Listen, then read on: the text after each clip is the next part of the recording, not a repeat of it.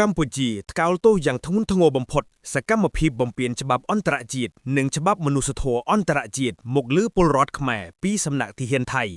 អ្នកនាំពាក្យរាជរដ្ឋាភិបាលកម្ពុជាប្រកាសថ្កោលទោសយ៉ាងធ្ងន់ធ្ងរបំផុតចំពោះសកម្មភាពបំពានច្បាប់អន្តរជាតិនិងច្បាប់មនុស្សធម៌អន្តរជាតិនិងអំពើរំលោភសិទ្ធិមនុស្សយ៉ាងធ្ងន់ធ្ងរព្រមទាំងអំពើប្លន់យកទ្រព្យសម្បត្តិរបស់ពលរដ្ឋខ្មែរពីសំណាក់ទាហានថៃ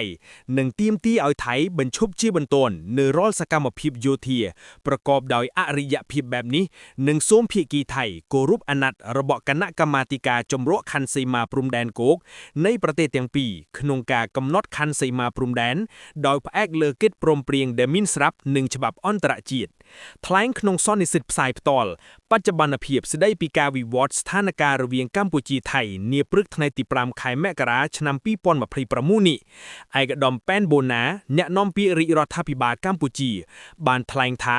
កម្ពុជាប្រកាន់ជំហរយ៉ាងម៉ឺងម៉ាត់ក្នុងការការពារខ្សែព្រំដែនអន្តរជាតិកម្ពុជាថៃ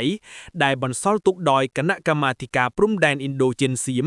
ដោយគោរពគោលការណ៍ច្បាប់អន្តរជាតិគោលការណ៍ខ្សែព្រំដែនមិនកែប្រែ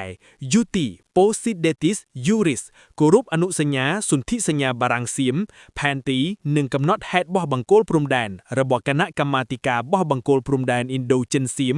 ព្រមទាំងកិច្ចព្រមព្រៀងនិងឯកសារពាក់ព័ន្ធនានាដែលភាគីទាំងពីរបានឯកភាពគ្នានាពេលកន្លងមកនិងសូមបញ្ជាក់ជូនដែរថាកម្ពុជាមិនទទួលស្គាល់នូវការកែប្រែខ្សែព្រំដែនណាមួយដែលកើតចេញពីការប្រើប្រាស់កម្លាំងនោះឡើយជាមួយគ្នានោះដែរអ្នកនាំពាក្យរាជរដ្ឋាភិបាលកម្ពុជាការដាក់ពង្រាយទូកុងទីន័រនិងរីបន្លាលួរក៏ដូចជាការដោតទង់ជាតិក្នុងតំបន់ដែលកងកម្លាំងថៃបំពានកាន់កាប់ដោយខុសច្បាប់នោះបង្ហាញយ៉ាងច្បាស់លាស់ថាអំពើរំលោភបំពានដែនអធិបតេយ្យនិងបូរណភាពទឹកដីកម្ពុជា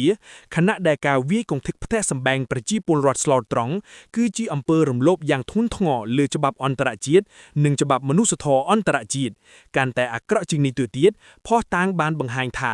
យោធាថៃបានប្រព្រឹត្តបទល្មើសលួចប្លន់ទ្រព្យសម្បត្តិជនស៊ីវិលកម្ពុជានៅក្នុងតំបន់ដែលខ្លួនបានហ៊ុមព័ទ្ធនោះជាសកម្មភាពអមនុស្សធម៌មិនអាចទទួលយកបានឡើយនិងត្រូវបានហាមឃាត់នៅក្នុងច្បាប់អន្តរជាតិរាជរដ្ឋាភិបាលកម្ពុជានៅតែបន្តការតវ៉ាយ៉ាងខ្លាំងក្លាបំផុតប្រឆាំងនឹងការបន្តឈរជើងនិងកាន់កាប់ជាក់ស្ដែងដោយកងកម្លាំងយោធាថៃនៅទឹកដីកម្ពុជា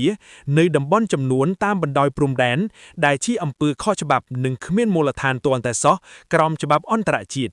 ចំណែកឯការកាន់កាប់និងបន្តកាន់កាប់ដោយការគំរាមកំហែងនិងការប្រើប្រាស់កម្លាំងគឺផ្ទុយទៅនឹងគោលការណ៍ជាមូលដ្ឋាននិងមិនអាចបដិសេធបានឡើយនៃច្បាប់អន្តរជាតិទាំងស្រុងអ្នកនាំពាក្យរាជរដ្ឋាភិបាលកម្ពុជាបានសង្កត់ធ្ងន់ថាគ្រាន់តែសកម្មភាពរបស់កងកម្លាំងប្រដាប់អាវុធថៃបែបនេះផ្ទុយស្រឡាក់ទៅនឹងការបដិញ្ញារបស់ថៃក្នុងការដោះស្រាយវិវាទដោយសន្តិភាពក្រោមស្មារតីនៃសេចក្តីប្រកាសចម្រុះនៃកិច្ចករណីពិសេសនៃគណៈកម្មាធិការព្រំដែនទល់ទប់ចុះថ្ងៃទី27ខែធ្នូឆ្នាំ2026នោះដោយចំណុចទី4សូមជម្រាបជូនថាទាហានថៃបាននឹងកំពុងបន្តបំផ្លិចបំផ្លាញផ្ទះសម្បែងនិងហេដ្ឋារចនាស៊ីវិលទឹកដីកម្ពុជាឥតឈប់ឈរការបំផ្លិចបំផ្លាញនេះបានធ្វើឡើងដោយការវ៉ាហាសម្ដៅគោលដៅស៊ីវិលកាលពីក្នុងអំឡុងសង្គ្រាមពេញទំហំចន្លោះពីថ្ងៃទី7ដល់ថ្ងៃទី27ខែធ្នូឆ្នាំ2026ផងនិងបន្តបំផ្លាញដោយកម្លាំងគ្រឿងចក្រនិងកម្លាំងមនុស្សក្រោយពេលបទឈប់ឈរចូលជាធារាលើសពីនេះទៅទៀតទាហានថៃថែមទាំងបានពង្លាត់យកដីធ្លីនិងផ្ទះសម្បែងប្រជាពលរដ្ឋខ្មែរជាច្រើនហើយបាននឹងកំពុងបំផ្លាញចោលជាបន្តបន្ទាប់និងបានលួចប្លន់យកទ្រព្យសម្បត្តិប្រជាពលរដ្ឋខ្មែរយ៉ាងអនាធិបតេយ្យមុត